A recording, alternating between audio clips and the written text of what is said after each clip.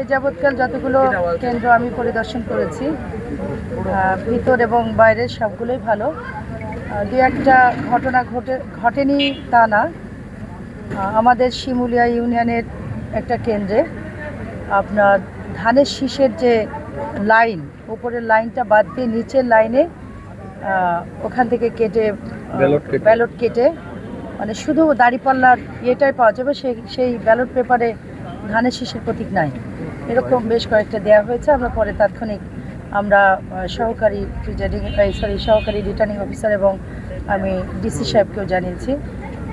বাগড়াতে এখানেও আরেকটা ঘটনা ঘটেছে, আপনার আমাদের চিকরগাছা সদর ইউনিয়নের শ্রীরামপুর কেন্দ্রে, সেখানেও এরকম একটা ঘটনা ঘটেছে। আমরা ছবি সহ ডিসি সাহেবকে পাঠিয়েছি, উনি বললেন যে এরকম কোনো সুযোগ নাই, কিন্তু সেটা ঘটেছে।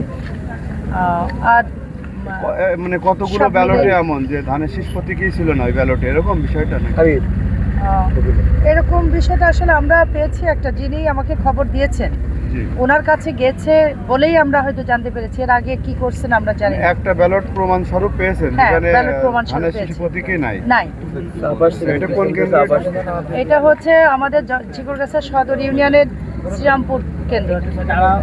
পরে এটা কিভাবে আপনারা আমি সহকারী রিটার্নিং অফিসারকে জানিয়েছি এবং ডিসি সাহেবকেও জানিয়েছি। আমাদের আরেকজন যিনি প্রতিদ্বন্দ্বী প্রার্থী, ওনার পক্ষের লোকজন, ওনাদের কিছু কর্মী, ওনার ভাইও চৌগাছায় বাজারের মধ্যে বসে ওই যে ফলপট্টির পাশে বসে টাকা দেওয়ার প্রমাণ ছিল। আমরা সাথে সাথে আমরা ম্যাজিস্ট্রেটকে জানিয়েছি, উনি গিয়ে সেটি দেখেছেন, তাৎক্ষণিক কিছু পাননি, বাট উনি এটা করেছেন। আমাদের ততক্ষণ পর্যন্ত আমাদের কাছে নিউজ ছিল।